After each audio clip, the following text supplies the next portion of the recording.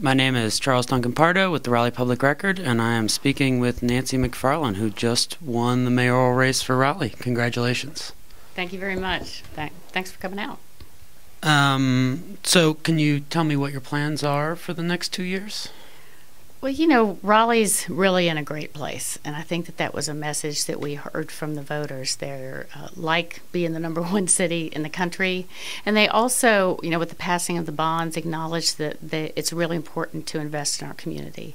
So I think that the main focus is going to be on making sure our economy stays strong and gets even stronger, and also really planning for growth. We're seeing more and more people move here, so we have to manage that carefully.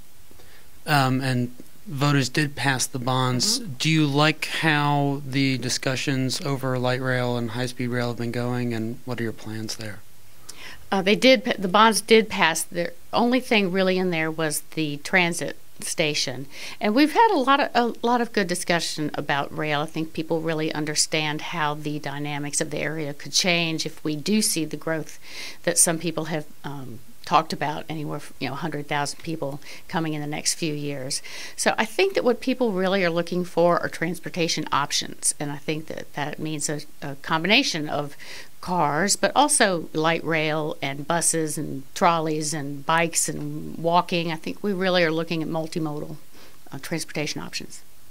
So you're going to be taking over this council with a lot of balls in the air. And I think one of the most contentious is going to be the Lightner Center and where to put the police department. Right. So I know you supported the Lightner Center, and you're going to be the negotiator over the next 2 years. So tell me what your thoughts are on that.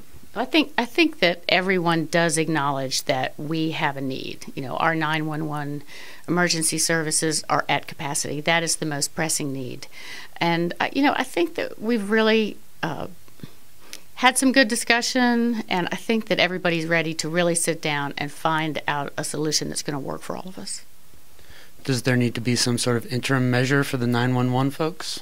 Well, I think everybody knows it's really going to be the first thing that we address, and it's going to be a matter of really getting some feedback on just how long it will take, with different options, building something new, rehabbing something, and that will be all part of what we take into consideration. But it's something we're going to have to look at right away. And when you think about what you would like to see, is this something centralized, decentralized?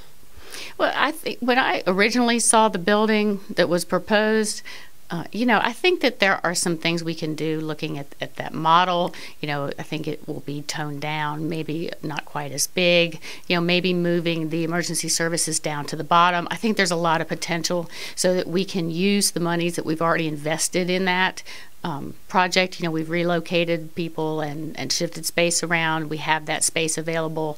So I think the first thing would be maybe how do we best utilize the dollars we've already spent? It sounds like you're saying a centralized solution. Well, I would say that having my own business, there is a lot of benefit to having your managers together. There's still a lot of tornado damage in Southeast Raleigh and Northeast Raleigh. What is going on with that?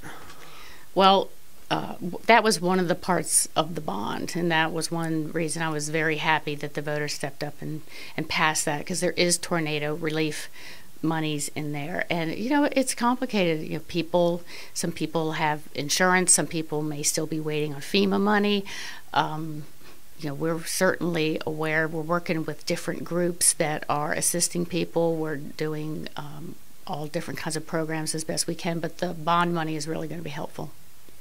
And that's for loans to people who can't get insurance. So one of the other big balls is rewriting the entire zoning code. Do you like how that process has gone? It is a big process, and I'm really glad that a few months ago we decided to slow it down a little bit. It's a complicated thing, and it's really important to get public input on that, but Unified Development Ordinance just in itself, just explaining what it is, I just want to make sure that the process is right. I'm not as worried about the length of the process as I am with the outcome. And do you think there should be, I know there's been some controversy over a map to go along with this. Do you think that mapping process should be sped up? Well, I've actually heard both sides, and that is something I'd like to sit down with the consultants that we have that are and our maybe Christy Dargis, the staff that's really looking at it, to really get everybody kind of has an opinion on that right now. But I really like to spend some time with the consultant going through and seeing what the pros and cons are of doing them separately or waiting and doing them together. Okay, and I know we're running a little short on time here, but I wanted to just ask you about water. There's this weird dynamic where if people conserve, rates go up. It's pays for itself. What do we do with that when we could get another drought anytime? Right. Well, actually, that's a really good question, because one thing that we looked at during the drought was exactly that model of people conserve and then they use less water and then you don't have as much income to run the utility. And based on that and talking to some people that are really key in the locally and in the state on water, that's not a sustainable model. So what actually I did last year was put together a group, we call it the WUTAT, Water Utility Transition Advisory Task Force, and what they're doing is looking at our water utility system, our stormwater system, our reuse water system, and saying what's a better model, what's a more sustainable model. Is that something that we need to have all together, as opposed to having a water system and a stormwater system over here? Is a way to recapture stormwater and work that in so that it's not every time you use your people feel like they're being punished for using less water. But what they also have to understand is the base of what their cost is the cost to run the system. There's a cost of water purification plants. There's a cost of wastewater treatment plants.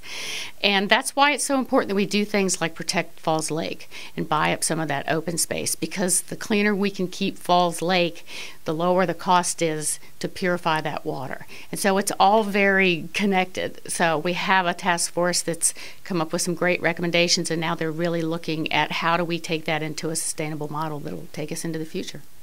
So are we going to see the system change a lot in the next 2 years? You know, I'm kind of hoping that we will. I think the stormwater is a huge issue for us. They just built a Whole Foods up here, and the stormwater system that they came up with is, I mean, they got a grant from the Clean Water Trust Fund because it's so innovative, and nothing leaves that site. What water they do capture and don't use is all reintroduced into the ground, and that's really what we want to see. So it can be done, and I'm just really excited about the possibilities of taking different kinds of stormwater recapture and putting them into our water model to help us with drought and with stormwater runoff. Thank you so much for speaking with us. Thanks for coming.